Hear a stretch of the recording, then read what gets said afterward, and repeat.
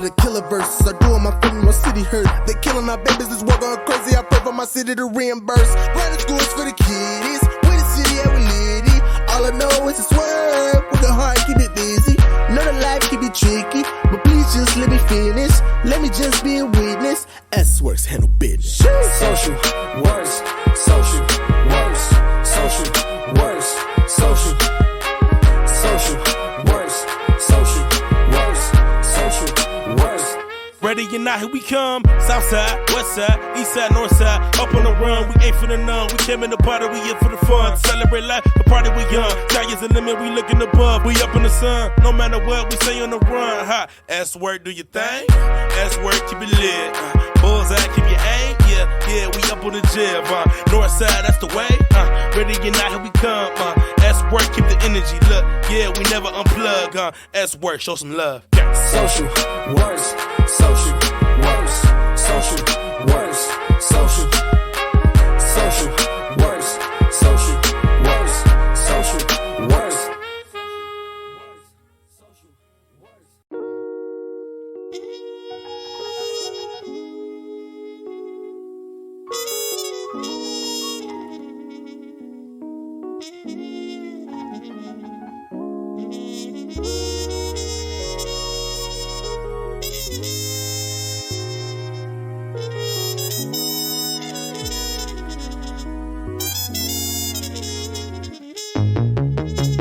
Social works, social works, social works, social works, social works, social works, social works. Yeah, S-Works, everyone put it in their hands. You know it's a vibe, they're waiting in line to get up and flood up the stands. Yeah, we in this together, we feeling like fam. It's all about peace, so pull up with friends. You better come through with you and your crew, cause everybody going in. S-Works, so we keep it lit. You can see how we move the city from the west side to the east. Ooh, you can feel it how we leave through. It's all about the youth. Change the world through the tunes. Make the world to a better place. And S-Works, what we do. Social works, social works, social works, social works, social works. Social works. Keep my family out the dirt. This organization, we stopping no Satan and open, but we call it Sworks. Action on Taylor, the killer verses are doing my thing, my city hurt. They killing our babies, this war going crazy. I pray for my city to reimburse. Private schools for the kiddies, we the city and we litty. All I know is to swerve, with the heart keep it busy. Know the life can be tricky, but please just let me finish. Let me just be a witness. S-Works handle business. Social works, social works, social works, social works, social works, social works. Ready or not, here we come. South side, west side, east side, north side. Up on the run, we ain't for the none. We came in the party, we here for the fun. Celebrate life, the party we young. Sky is the limit, we looking above. We up in the sun, no matter what, we stay on the run. Ha, S-Work, do your thing. S-Work, keep it lit. Bullseye, keep your aim. Yeah, we up on the jib. North side, that's the way. Ready or not, here we come. S-Work, keep the energy. Look, yeah, we never unplug. S-Work, show some love. Social works, social works, social works, social works, social works, social works.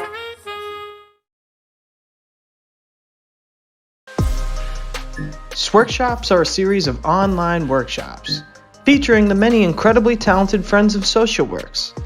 This series aims to inspire and educate, bringing local and national creatives live to your smartphone. They will be sharing and teaching specific aspects of their craft.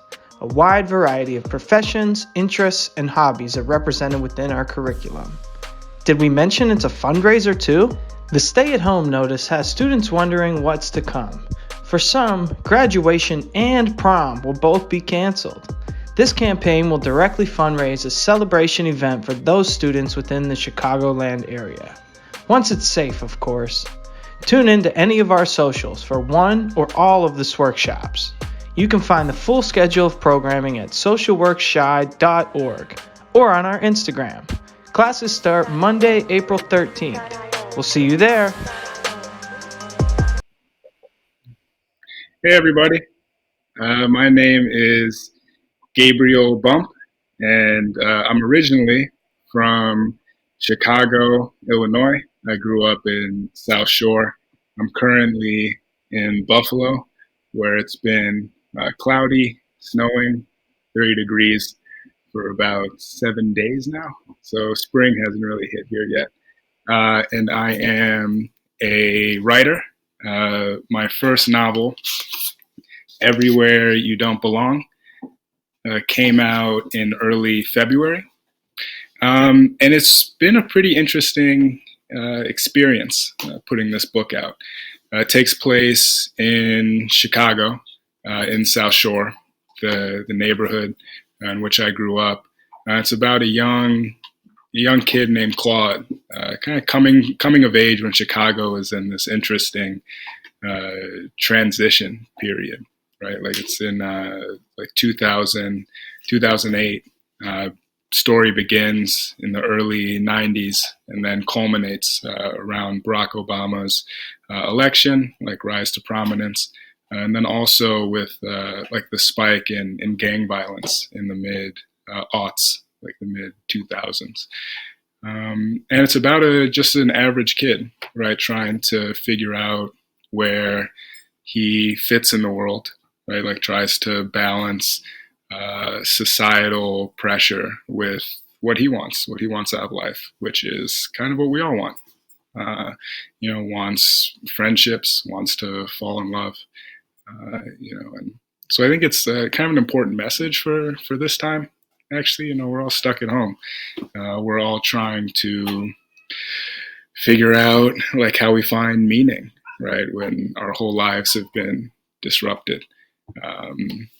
And so Claude, I think it's a good stand-in for how we're all feeling now. So I went to college at the School of the Art Institute of Chicago after 2 years at the University of Missouri down in Columbia. And I studied creative writing in college. I got my BFA in writing, and then immediately after went to graduate school to study creative writing in Massachusetts. Western Massachusetts in Amherst. And ever since then, I've just been kind of writing fiction, writing books. And so I'm going to do a reading for you today. I'm going to read from the novel from the beginning, from the end. And then I really want to just hear what questions you have, about becoming a writer, how to stay creative at a time like this. There's so much just constant anxiety, I think, pressing down on all of us. Some feel it more particularly than others, and it's how do you balance this anxiety, this pressure, these real world problems, like how do you, just kind of exist with like financial anxiety, work anxiety, like unemployment anxiety, like the list is just kind of stacking and stacking. So how do you do something for yourself that makes you feel good? So I'm like trying to figure this out, right? But I am happy to answer any questions you might have about anything in the process. What do we think of the Bulls' new GM? The Last Dance. I'm happy to talk to you about anything. So the way that you will ask questions is go to Slido on your second device. So slido.com, and you can find our hashtag the hashtag is Sworks. And so I guess also thank you for inviting me to lead this Sworkshop.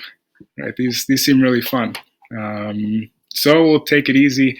It's a Thursday night. Relax, read, talk a little bit. But then before I get going, I would just encourage you to donate to the Social Works Prom Fund. Right, I remember being a senior in high school, and even if I didn't really like the classroom aspect of school that much, the social aspects were really important, and stuff that I have remembered up until today. Like, I can remember my prom pretty clearly. I can remember walking in graduation, like, really clearly. And the idea of kids not being able to have that out of something that's totally out of their control, as that's a little heartbreaking. So let's see if we can donate. Let's see if we can get some kind of prom experience, no matter what it looks like, right? Because we're all adjusting to stuff. We're all trying to get used to whatever this normal is. But let's at least try and let these kids have fun, right? And then I think that's about it. So, Everywhere You Don't Belong, out by Algonquin Books, out of Chapel Hill. And I was actually on like book tour, kind of in the middle of it, starting the final third of it, when the world shut down. Right. And so it was this really jarring moment, like traveling a bunch, like traveling to like 4 cities a week or something like that, and then feeling that excitement, and then suddenly just being plopped down on my couch, watching TV, Real Housewives of Atlanta and the like. So it's nice to be able to do this again, to speak to you and to read with you. So I'm going to start from the beginning.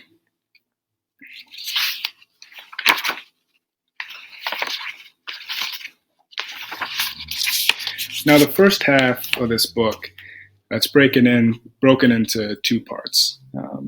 So the first half takes place in South Shore in the early 90s, where our narrator, Claude, is coming of age, dealing with his parents, leaving his family. He's left to be raised by his grandmother and her friend, Paul. And then the second half of the book takes place in Missouri and slows down a lot. And I'll talk a little bit about the crafting of this book, how I put these chapters together, how I figured out the pacing, how I edited it, got it right at the end. So let's just jump into it. So this first chapter is short, and it's called Euclid Avenue. If there's one thing wrong with people, Paul always said, it's that no one remembers the stuff that they should, and everyone remembers the stuff that doesn't matter for anything. I remember Euclid Avenue. I remember yelling outside our window, coming in from the street, Grandma putting down her coffee. I remember Grandma holding my ankle, swinging my 2-year-old self out the front door, flipping me right side up, plopping me down next to the Hawaiian violets, plopping herself down next to me. I remember awe and disbelief. Dad was on the curb, wrestling another man. He had the man's head, the man's life and soul between his thighs. Upstairs, above our heads, Mom screamed for the men to stop, to regain their senses, civilize themselves. Your friends, Mom yelled. You go to church. Say it again, Dad told the man. I'm sorry, the man told Dad. Sorry for what? Dad asked the man. Sorry for saying you look like Booker T. Washington, the man told Dad. Dad loosened his grip on the man. Chicago cops came speeding down our street before Dad's loafer could dislodge the man's teeth. Gentlemen, Dad told the cops, after noticing me sitting there, applauding, not in front of my son. The cops shook their heads at this ridiculous black-on-black crime. Your brothers, the cops said. You're on the same side. The man on the ground stood up, brushed grass and dirt off his jeans, wiped his bloody and twisted nose on his torn shirt sleeve, adjusted his purple and blue floral tie, adjusted his large silver belt buckle. He stared at me, this man I hadn't seen before and would never see again. He had a sad face. On his tongue, something important and tragic, a forever buried secret. Then Paul ran out with a fireplace poker, with his robe open and his belly fat rippling. That's it, Grandma said. Enough culture for one day. No one pressed charges. When the cops came around asking, no one had seen anything. It never happened. So I grew up on Euclid Avenue, where that scene takes place, in the Highlands in South Shore. And as a writer, and I've always kind of been like this, but I like to write about like settings that I know really well, right? Like settings that I can see clearly in my head. And I think that's because I like to focus more on like making the characters interesting, like making kind of the action like funny and interesting.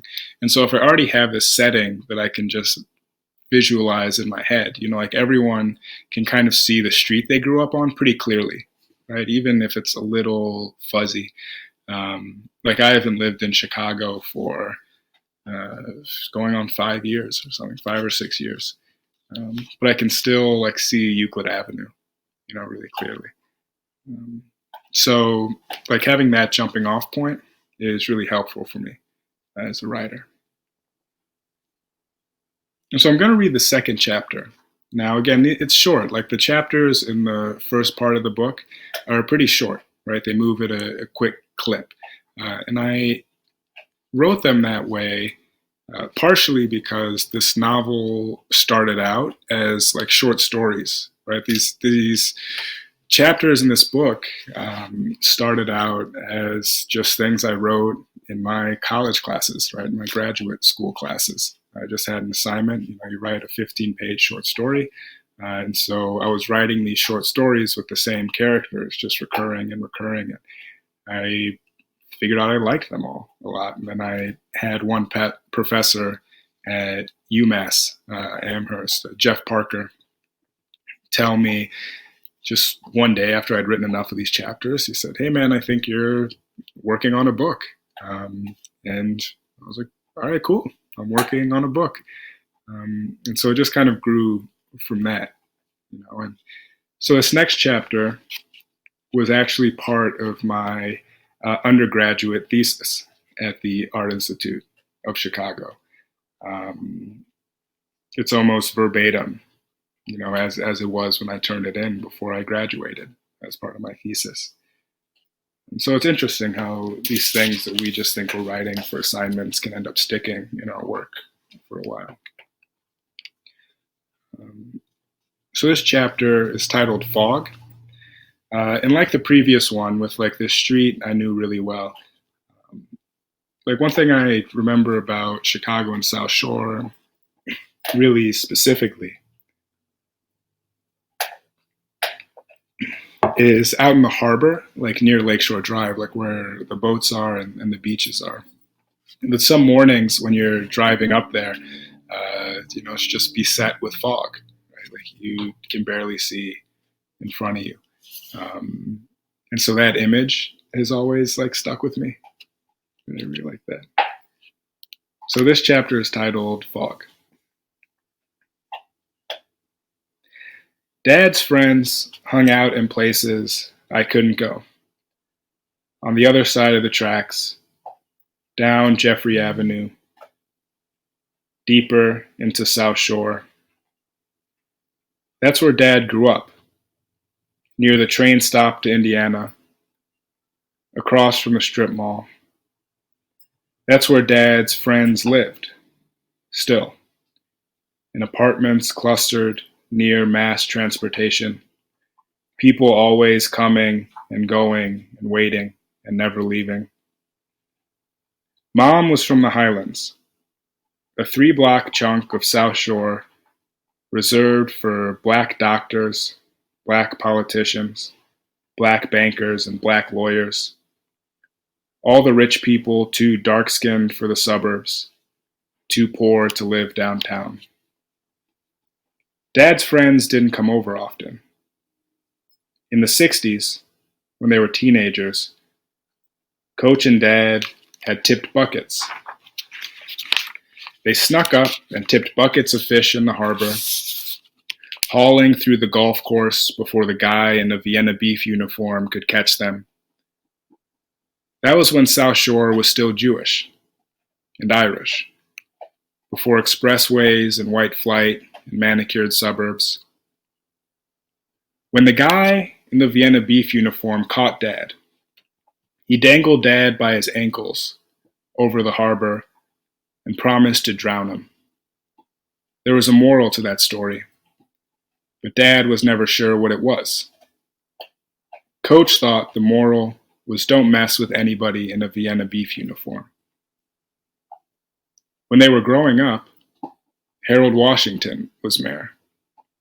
The Jews and Irish were almost gone. A few stubborn old men refused to leave, clung to their porches until death, didn't care about the neighborhood's changing color. Dad and Coach would recite poetry by the water. Dad, once, wanted to get a doctorate in high Renaissance art. Coach, once, wanted to play ball in northern Italy, make a modest living around high culture. When they were young, Dad and Coach rode their bikes through the Highlands. When Dad started taking me to see Coach, Mom thought Dad was toughening me up by letting me witness a broken man break further. There wasn't anything tough about Coach. His wife had left him with 2 babies and moved to Florida. Dad took me to see Coach because Dad thought Coach was capable of self-harm. The first time Dad took me to Coach's apartment, 5 of us sat in 3 plastic chairs on Coach's shag rug. Dad bounced the babies on his knees. The empty fireplace overflowed with dusty trophies. When Coach started crying, Dad made me go into the bedroom with the babies. One Thanksgiving, when I was 5, Dad invited Coach over. Paul sat in the living room, watched Detroit struggling against Green Bay, and grunted when Coach pushed the double-wide pink stroller through the door. "Paul," Coach said. Paul was Grandma's friend. Coach handed the babies off to Mom and sat next to Paul on the couch. The game was enough to get Coach and Paul drunk off excitement. Dad wanted to get drunk too. Mom and Grandma kept yelling from the kitchen. Dad gave me a beer at dinner, which turned into a fight. "What do you want my grandson to be?" Grandma said. "What do you want our son to be?" Mom said. "This is a party. I don't want him to feel left out," Dad said. "My grandson is not a follower," Grandma said. "He is his own man. My son will be a force in the world," Mom said. A father can give his son a beer whenever he wants. I can give my son a beer whenever I want. Dad slammed the table.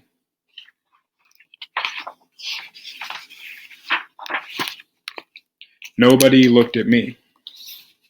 While they argued, I chugged the beer as fast as possible. Grandma, Mom, and Dad looked at Coach, who was flinging mashed potatoes at a giggling Paul. He used his fork as a slingshot. Mom slammed the table. Paul wiped the potatoes from his face. Coach turned toward Mom, raised his weapon, and hit Mom on the neck, so clumps fell down her blouse. Grandma gasped while laughing. Her bracelets jingled when she grabbed her chest. Dad went for another beer. Paul called Coach a bastard. I felt lighthearted and sick. The baby's crying marked the end of Thanksgiving. Mom held open the front door, held back her own tears. Dad told me to get my coat. Jeffrey Avenue felt quiet. Cars dodged potholes with grace. Coach stopped at the stoplight and didn't say a word. We all smiled, waited for the light to change, looked at a bus struggle to a stop, and nodded at the faces in the window.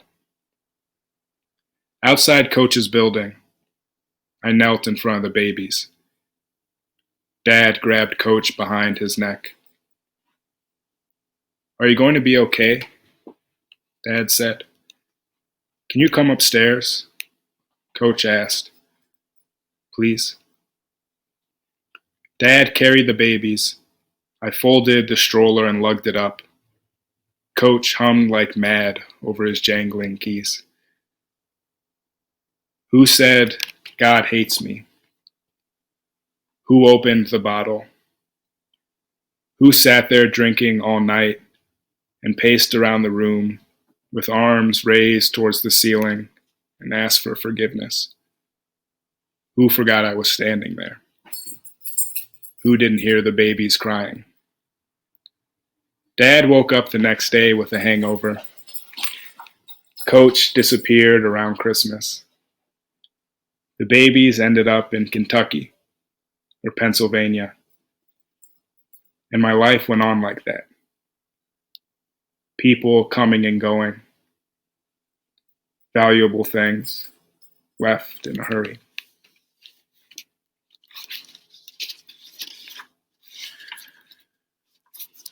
So I wanted to read that section for a few reasons. One, what I said earlier about like writing it, kind of one of the first things I wrote in this book and how it stuck there and how it just started kind of out of nowhere and now is here.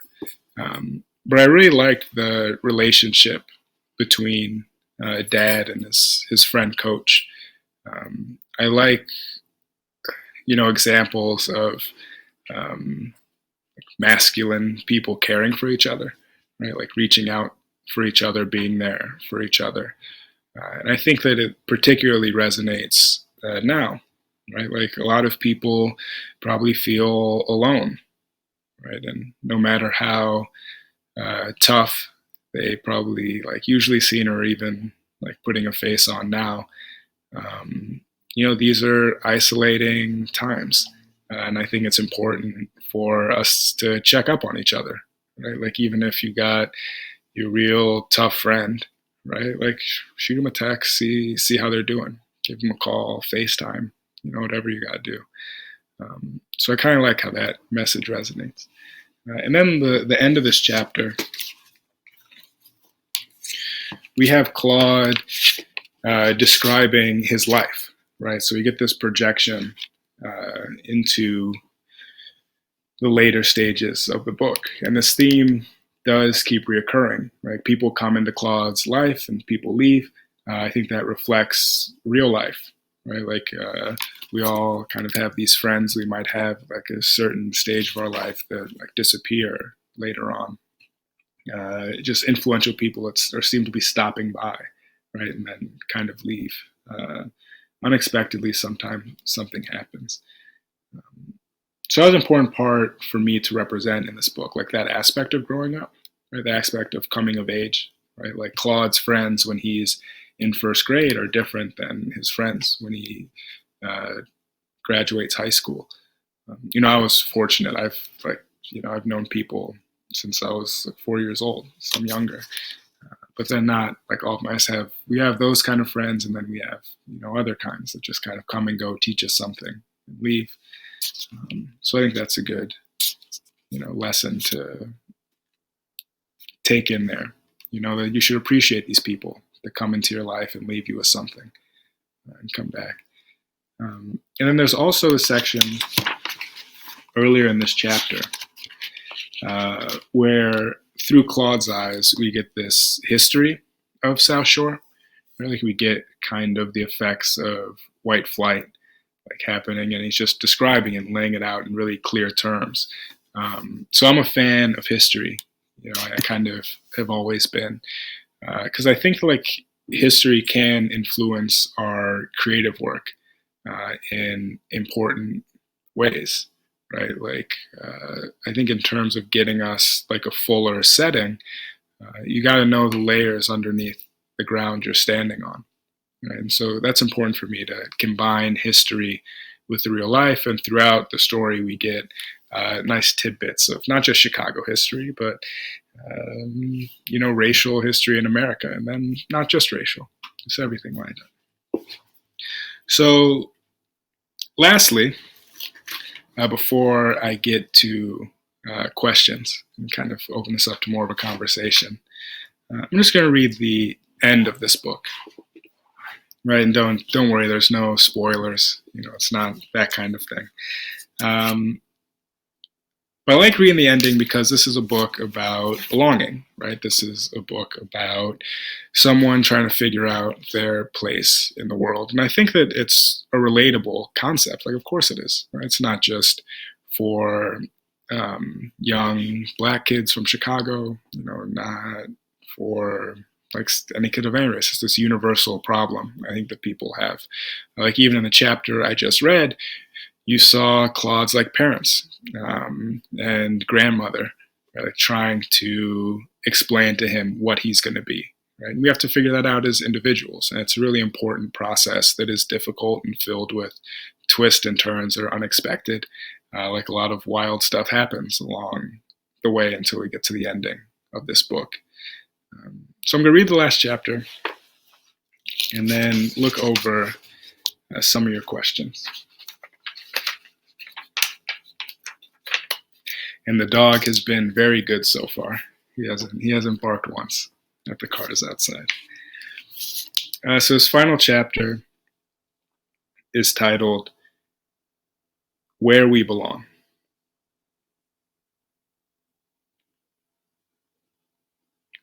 Sometimes, when it's morning and we're both tired, I stare across the table and see Janice, again, in the back seat.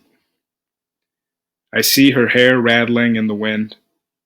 I feel my hand on her knee, held there for hours and miles.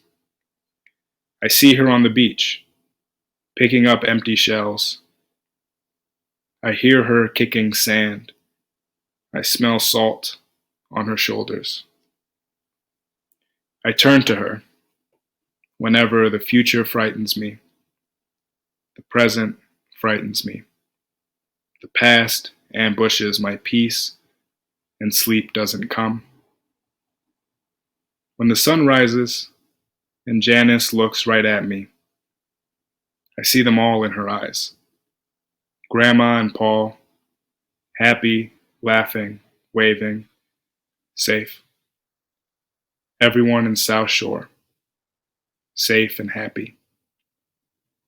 They're okay without us. They forgive us for leaving. We're okay too. Yes. Right where we belong.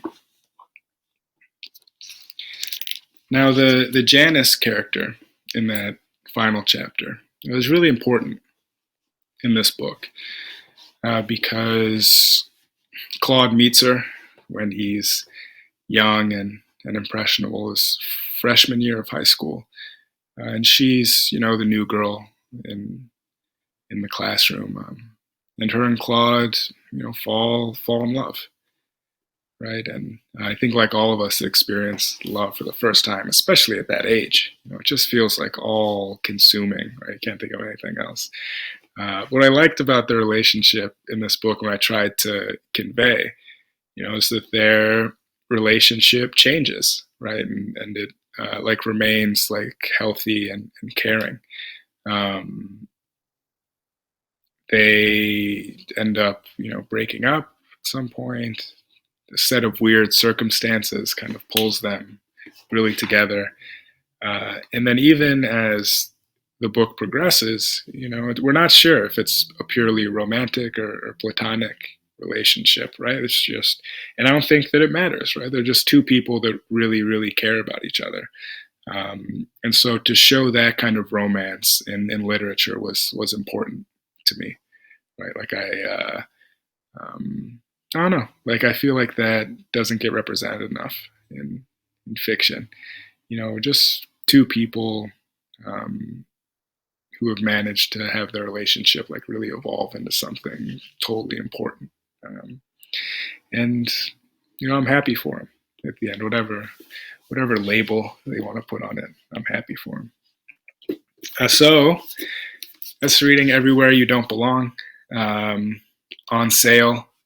You can get it at your local independent bookstore. Bookshop.org is actually a really cool organization that is kind of acting as the anti like Amazon for book buying. And I think that it's important that these independent bookstores are able to open again. Like even Memories in Chicago. Like I wouldn't imagine, I don't want to imagine what my childhood would have been like without like 57th Street books, right? Like especially when I gone off to college and like would come back, or even in the later years in high school when I was starting to get interested like in fiction, just like reading it and getting into it.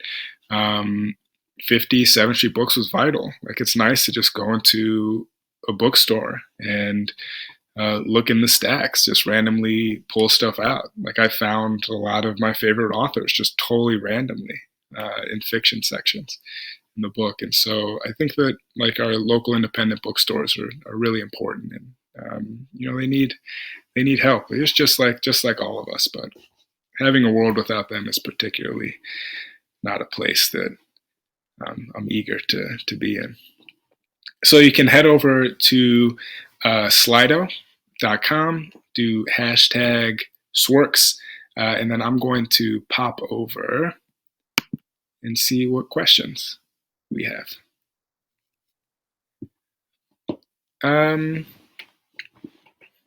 So the first one, this is like a question that I obviously get a lot, right? Like, how are you and Claude similar? Like, how are we different? I think that our similarities kind of like begin and end with just the places we'd been, right? So like I grew up in South Shore. I went to college in Missouri. When I was in high school, like Claude is, like I was interested in being a journalist. Like I wrote for my high school newspaper. And that's one of, I think one of the ways I got into like taking writing seriously, right? Like, because if you're working on your high school newspaper, you have deadlines to meet, right? You have like word counts to meet. And so I really like that technical aspect of it. I think Claude is less interested in being a journalist. But like our family lives are like totally different, right? Like the experiences that we encounter like growing up are even like totally different, right? Like I think Claude's life is more interesting than mine, right? And I think is more reflective of most like people's lives, like just well, in this way, I guess we're pretty similar, just like a not stellar student, like moving through trying to do his best, right? But as far as his day-to-day existence, we're pretty different. Now, like emotionally, I think that there are some similarities you can find. Like Claude is an anxious kid. Like he's an anxious person. Like I was an anxious teen. I still kind of deal with anxiety. When Claude goes to college in Missouri, he gets homesick, right? Like I went to college in Missouri. and I was really homesick. I'd drive back to Chicago, like a 7-hour drive, as often as I could. Right. And I think that experience was important for this book too. Like trying to figure out what about home was pulling me back, like made me miss it so much. Right. Maybe it's just that initial shock of leaving this place that is pretty like unique and wonderful. Right. Like, so you grow up in the South Side of Chicago and you're, I don't know, surrounded by this vibrant, like wonderful community with like this history that relates to you, like as a young person of color. Right, like all this amazing stuff has happened in the South Side of Chicago. These amazing people have come from there. Even if you don't feel you're amazing yourself, like there's some pride in that, like some real sense of community. And then to just be plopped down in the middle of Missouri, it feels like you're kind of ending up on another planet. Which is the same for anyone that grows up in a place like Chicago and goes to college. Like most of these schools are in like small college towns, right? Like if you're not fortunate enough to go to a city school, or you just want a break from the city. Like I went to the country and then ended up missing Chicagoland and ended up coming back to a city school. That was important too. So let's see what else we got here. How'd I go about publishing my book? So like I said, I went to grad school in Western Massachusetts, in Amherst. And I think that there's some split opinions on this, but for me, going to graduate school was like really important, right? Not just so I could focus on my craft, like you get a stipend to teach. So you get some like teaching experience while you're there. And I like wrote all this book there. Right. And so the publishing process was I had a thesis advisor and a mentor, which is another important thing I think about like grad school in the arts is if you're lucky enough, you meet someone that is willing to support your work and is like willing to like, I don't know, help you grow as a person. We need those types of people. And then my mentor, Jeff Parker at UMass, liked my thesis and was like, you know what, like he's a fiction author, and said, let me show this to my agent. And so his agent gave it to another agent at the agency, Alexa Stark. She read it. She liked it. We did edits with each other for maybe 8 months. There was things that even if she liked, there's things that we had to do to make the book better together. And then after Alexa thought that the book was in a good place, we sent it out to a first round of publishers. And so you sent to these publishing houses. And if you're, fortunate, someone is reading it on the right day and likes your work, and takes you on, and then wants the book to like get better too. So you do another round of edits. So Kathy Poiries, an editor at Algonquin, she liked my book and said, let's publish this thing. And it's been an amazing experience working with, and again, doing edits for over a year. So the process, even thinking about it, is making me parched. It takes a really long time. And I was, lucky enough to get my debut novel published, at a relatively young age. But I was prepared to just wait for however long I had to. Let's see. So, how do you write a novel? What can you recommend for beginners? Let's see. I'm working on my first draft of my third book right now, and so this process is pretty like fresh with me.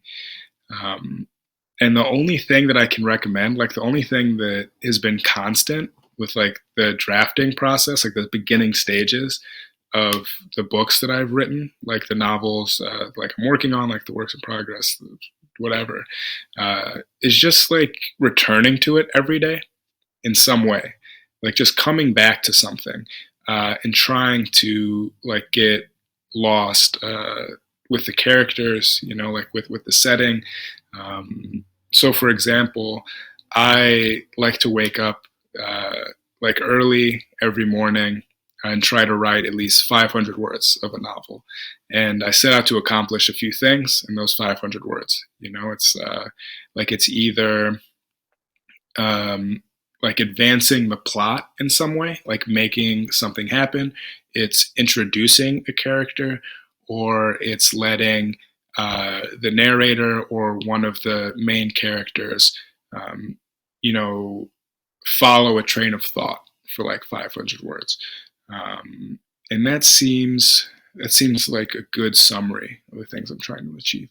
And then like once you do that enough, you get to this stage where you just see the story building and building and building, right? Like, so I don't really keep like an ending point like in mind. Like I kind of just let the story grow like organically, right? And I let just the action propel the story. Like I like to write books where like stuff happens, right? Like, and sometimes it's wild, and that's why it's nice to have like editors and agents that care about your work, to say, man, you gotta like tone it down, like pull it back. There's too much happening. But in my first drafts, I like to have like a lot of stuff happening just to keep the writing exciting for me and makes me want to come back to it. So I like wild characters, right? Like I like kind of wild plots happening. Like the plot of this first book was a lot crazier. Like the characters were a lot more out there and wild before like I had editors rightfully like pull me back. So like that's my process, and it's worked for me so far. And I think that when I talk to other writers, that coming back to it every day seems to be like the best advice to give to beginners. Some people, and like the extent of time to which you come back to something every day can be limited, right? Like it takes me probably about a year to draft a first draft. There are writers I know that like will just sit down, write a book like in a couple months, right? But just like cramming at it every day. Some people space that out, like just a few days a week coming back to it. So you kind of have to figure out the rhythm that works for you.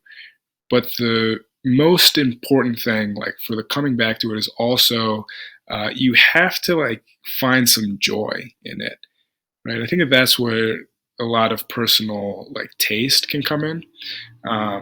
It's like, what do you like to read? What stories do you like to read? And like, what about those stories makes you want to keep reading? It's like unlocking that puzzle, I think, is really important for writers. Like, what book do you want to write? What book do you want someone else to read? And then how are you going to be interested enough in what you're writing to sit down with it enough to make, between 250, 300 pages. So I it's different for everybody, but I think that those are kind of truisms in a way. So let's see. So what are some ways to practice writing skills during quarantine? Let's see. Well, there's like a few prompts that I think are interesting, and I feel like you can like access like writing just prompts and sparks like online, right? There must be some like database. But if like I'm feeling stuck with something, like giving yourself like a writing goal and putting limitations on yourself, I think is like helpful for developing skills. So like I said earlier with my practice, it's like so for example, if one day I want to write like a 500 word so I want to write 500 words of like a character walking into a room and then talking to another character about something, right? So like setting those kind of limitations, for whatever reason, has always like worked with me, right? Is always like kind of made me like struggle, right? There are other like restraints you can put on your writing that I think help you just kind of like work out your muscles a little bit, and you can like flout them with later pieces. But so say, for example, if you just decide one morning, it's like, okay, I'm going to write a 250 word piece where I am not going to describe any character based on their appearance, right? And so that's something that's a task that I give to my students sometimes, is like, how do you describe a person without describing their hair, their eyes, their skin color, the clothes that they wear. That's kind of a nice one I like to do. So I think like looking for prompts, looking for little sparks that you can use, especially in like quarantine, right? Where our minds, or at least I can say like my mind, can kind of feel like static sometimes. Like there's all this just information like flowing down, all this, pressure, this strangeness of like being just kind of stuck at home, that we should do so like everyone remains safe. So that you like should be doing this thing, but like you still have to deal with all this noise in your head.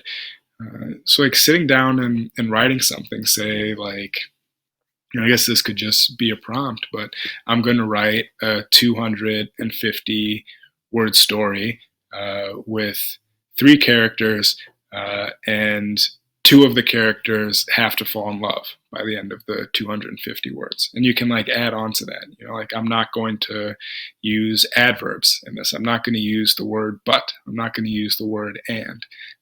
So I think putting those kind of restrictions are good for young writers in particular. And then let's see. Is it better to self-publish or use a publishing company? That's I think an important question, and I guess I would have to say that I don't think I actually know enough to answer it like 100%. Right? I know that in my experience, like I couldn't have self-published my book. Like having a publishing company is good for a few reasons. One is that you have like this whole team behind you, right? So you have like a publicist, you have an editor, you have like a publisher, you have social media teams, like that kind of self-promotion and just getting the book in the hands of people, right? Like I think that having a publishing company ensures that even if people don't like your book, then they're more likely to like see it, so like Algonquin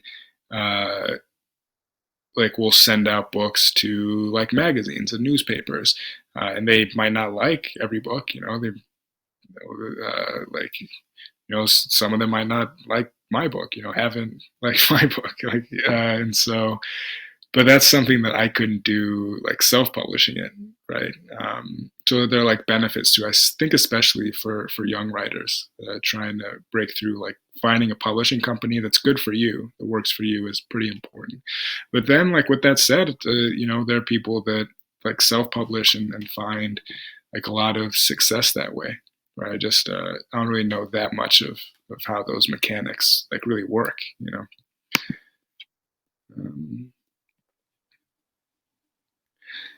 And let's see, what was the most surprising thing you learned on your journey to publish your first novel?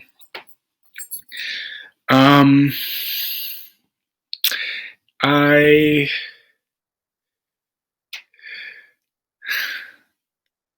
mean, you learn a lot, right? Like I think you learn like how long it takes. Like not just the writing of it. Like of course you'd like imagine that it takes a long time to like write a book, but like from writing the book to getting it accepted, from getting an agent to getting accepted by a publisher to like having it come out. Let's see, I sold this book in December 2017, and it came out in February 2020, right? So like after selling it, it was like 2.5 years, right, of just doing edits, like getting some buzz like around it. So I think I've learned a lot of patience in it. And then I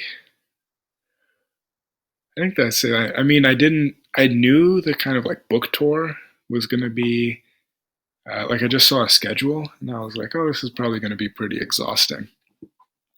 But once you're kind of like 2 weeks into it,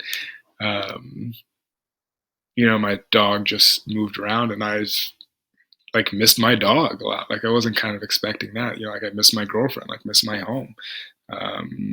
And like those kind of things are like surprising, but make you also feel grateful to be out in the world. And when you start writing, do you start with a story or a character? So with Everywhere You Don't Belong, I started with primarily 2 characters. I started with Claude, the narrator, and his grandma. Right, I like knew that I wanted to write about like these 2 people existing in South Shore. I think like the projects I've written since then have kind of bounced in between that. So the second book I'm like editing now is a novel about this underground society in New England. Right, I think the dog is thirsty, but it's about this underground society in New England, and people that think the world is kind of, you know, a scary place and it's a little wild, and so they decide to move underground in Western Massachusetts, where I went to grad school, and that evolved around a story. Right, like I just kind of figured out characters to like tell that story. The thing I'm working now is more focused on a character, right? So I think it like goes back and forth, and it's whatever, like wherever the spark leads you, right? Like whatever drives inspiration, like listen to it, right, and follow through with it. I think that's kind of the advice I'd give. What do I miss most about Chicago? I think we only have time for a few more, but see, what do I miss most about Chicago? I mean, now, you know, I miss a lot about Chicago. It feels even further away than it has since I've like lived in Buffalo for a few years, and then I was in Massachusetts. So I miss, you know, my parents. I miss my friends. I miss the food. You know, I miss Maxwell Street. When I was back in February, like me and my mom were like going to do something. We ended up driving like 30 minutes, you know, out of our way to like go get Portillo's, right? Because like I really missed Portillo's. Maybe it's just because I'm like hungry now, but I'm really thinking about the food at the moment. And I miss like the lakefront. I miss Lakeshore Drive. I miss South Shore. Right? Like the bookstores. Like Chicago has so many amazing bookstores that I don't know. Like I just haven't found that replicated. I think like the writing community and the artistic community there is like really just vibrant and cool and interesting, and like was before. You know, before I left, and it's like grown massively. There's a lot of like cool stuff happening in Chicago. It's like hard to replicate anywhere else, right? It's hard to replicate. Let's see. What are some? Oh, this is actually. Let's see. How can you expand short stories into a longer piece?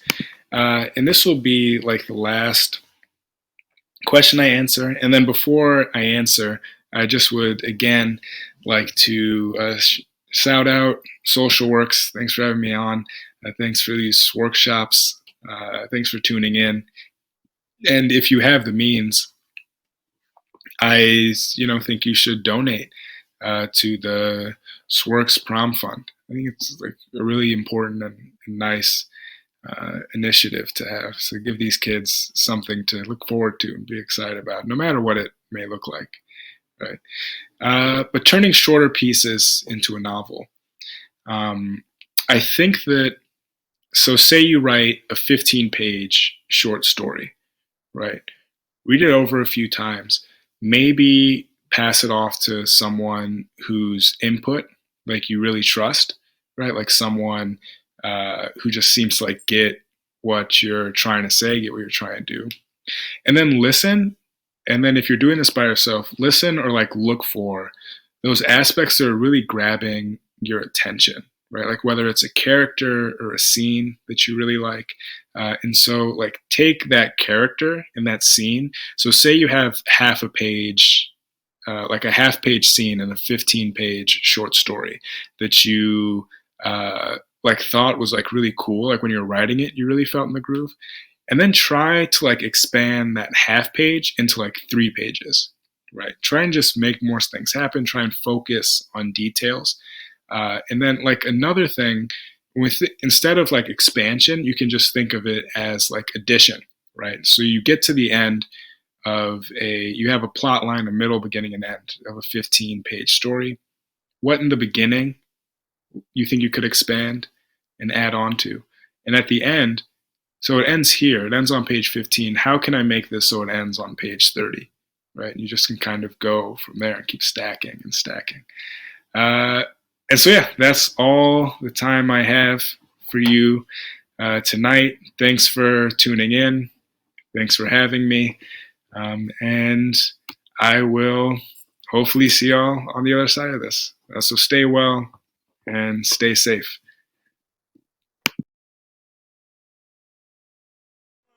S-word, do your thing. S-word, keep it lit. Bullseye, keep your aim. Yeah, we up on the jib. North side, that's the way.